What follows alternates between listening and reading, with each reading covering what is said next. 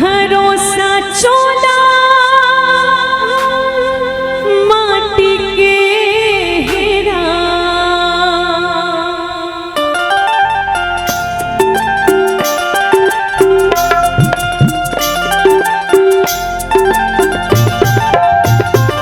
चोला माटी के हेरा एकर का भरोसा। चोला माटी के हेरा चोला माटी के हेरा एकर का भरोसा। चोला माटी के हेरा चोला माटी के हेरा चोला माटी के हेरा एकर का भरोसा। चोला माटी के हेरा एकर का भरोसा। चोला माटी के हेरा।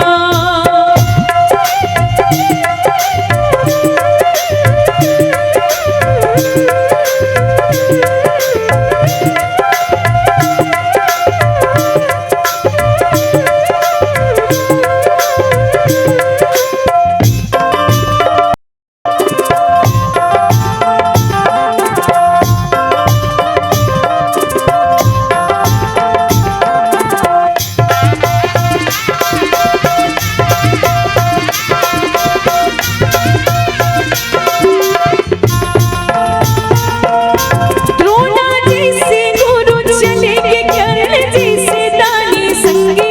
कर्ण जैसे दानी ना। द्रोणा जैसे गुरु चले के कर्ण जैसे दानी संगी। कर्ण जैसे दानी ना।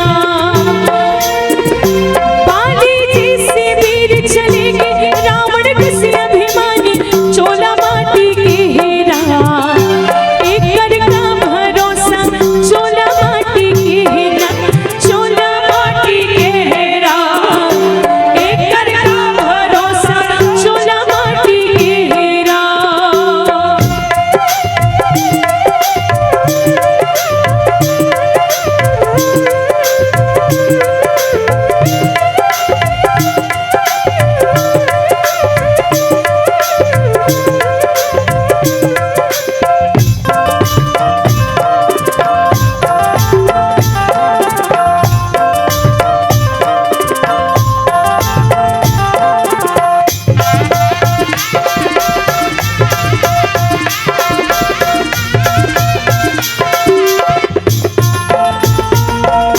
कोनो रिस ना कोनो राहे आही सबके पारी संगी। आही सबके पारी ना। कोनो रिस ना कोनो राहे आही सबके पारी संगी। आही सबके पारी ना। काल कोनो ना छोड़े नहीं राजा रंग बिखारी। चोला माटी के हेरा एकर का भरोसा। चोला माटी के हेरा एकर का भरोसा। चोला माटी के हेरा चोला माटी के हेरा चोला माटी के हेरा एकर का भरोसा। चोला माटी के हेरा एकर का भरोसा। चोला माटी के हेरा चोला माटी के हेरा एकर का भरोसा। चोला माटी के हेरा चोला माटी के हेरा एकर का भरोसा। चोला माटी के हेरा। ये चोला माटी के हेरा एकर का भरोसा। चोला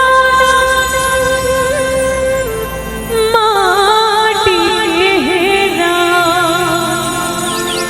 बोली राजा रामचंद्र की जय। रामला जे राजा बनने वाला रही वो रामला बनवासी बनाए बन। 3 जन नारी मिल गए और जहाँ 3 के आंकड़ा हो जाते ओकर बात ला हम सब जन जाना था। काबर 3 तिगाड़ा। हाँ 3 तिगाड़ा और 3 तिकट महाविकट कहे जाते और 3 तिखार महाविचार। बोले राजा रामचंद्र की जय। देखो माँ कहीं जीवन में एक जन नारी आ जाए तो जीवन में नाना प्रकार के जीवन के दशा परिवर्तन कर देते। आज राजा दशरथ के जीवन में 3 जन नारी आ गया। आवाज तीनों नारी मन मिलके और राम ला वनवासी बना दे। देखो कौन कौन? पताल लोक की माता मंथरा, मृत्यु लोक की माता कैकेयी और देवलोक की माता सरस्वती। आज ये तीनों जन मन में विचार करिस कि राम जी राजा नहीं वनवासी बनना चाहिए। जय। देखो राम जी जब राजा बनने वाला रहे सबला बड़े आनंदित रहे, लेकिन मंथरा लनी रही से काबर ए मंथरा पोगरी अयोध्या थोना हरे दाई। वो तो लोकड़हीन बन के आए रही से अयोध्या में, जे लकड़हीन हो गई रही से। बोले राजा रामचंद्र के जय। आज वो लोकड़हीन बन के आए रही से। पहली ना राजा महाराजा मन अपन बेटी के सुख शांति के लिए, और आज भी कहीं ना कहीं अपन बेटी के सुख शांति के लिए हम नाना प्रकार के चीज देथन बेटी ला, चाहे वो दहेज के रूप में हो, कोनो रूप में हो, बेटी के सुख शांति के लिए दिए जाते। कम से कम करो मोर बेटी सदुपयोग करही। हम ठीक बात बेटी ला नाना प्रकार के दहेज देथन, लेकिन जीवन में बेटी ला उच्च संस्कार भी दे के विदा करना चाहिए कि बोले राजा रामचंद्र के जय। आज मंथरा दासी जे लोकड़हीन बन के आ रही और कब के कि जैन समय में बावन भगवान जी, जे भगवान परमात्मा प्रभु राम जी बावन के रूप ला धारण करके राजा बलि के द्वार में गे रही से।